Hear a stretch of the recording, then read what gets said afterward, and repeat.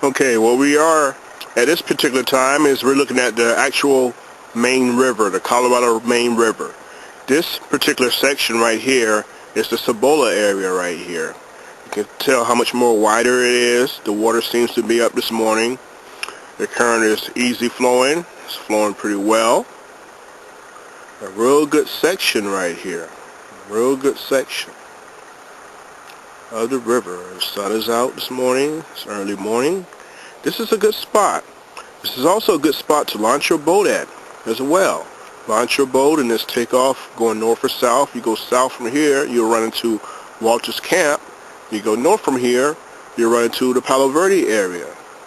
Lots of good areas along the stretch right here.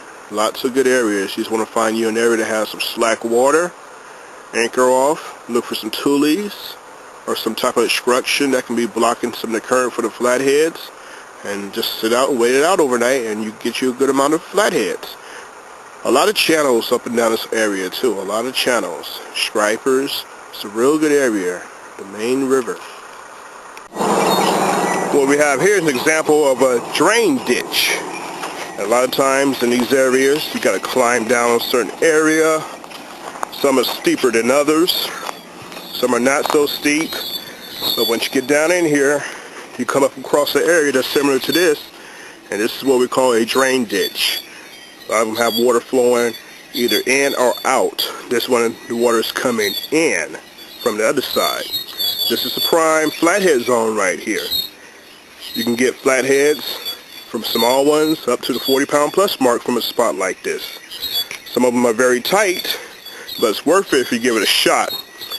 Give it a shot throughout the nighttime. This is one of the spots that I've had success in the past. Hooked some from 20 pounds, lost some a little bit bigger. You need to have heavy gear to fish these kind of spots right here. I would fish no less than 40-pound test. I might even use some braid line, because a lot of times they would take you in a lot of this trash here. That's where the flatheads love to hang out at. And you will have a hard time getting them out. A lot of times they will win the battle. But right here is a very good example of what we call a drain ditch. Okay, what we're looking at right here is the actual Palo Verde Canal. Notice how much a little bit wider this is. It's not as wide to be a river, but it's wide enough to sustain a pretty good population of channels, flatheads, bluegill, tilapia, carp, stripers, largemouth bass. All that is found up and down this area right here. Right now I happen to be off of 35th Street, and this canal flows for quite some miles further down through the town of Palo Verde Lagoon and a little bit more further south. This is the canal, an example of the canal. It is not as clear as the irrigation canals.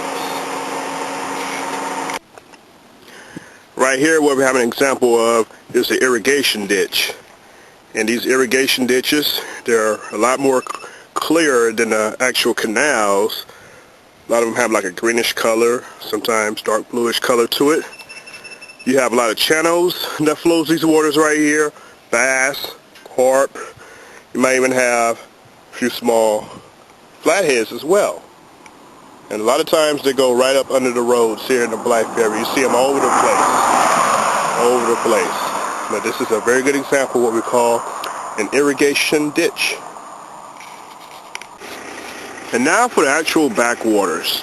Backwaters are your little small coves, some bigger or smaller, that's right off of the main river. As you can see, the main river is right there. You have the mouth of the main river right there from this little cove. Then as you come toward the back, you see this backwater area. These backwater areas is a lot of times where you can get your bluegill at. Your bluegill, your tilapia, anything that you can possibly use for bait. It's normally tules all around, vegetation's a good place for them to hang out at. You can drive your boat back there, or sometimes just get out of your car and walk down there. Real good areas to get your bait at. This is what your backwaters will look like right here. This is one example. There's several of them off and down the main river, but I'm just showing you one particular one right here that happens to be at the Cibola area, the Cibola refugee area. Real fine bluegill bait spot right here.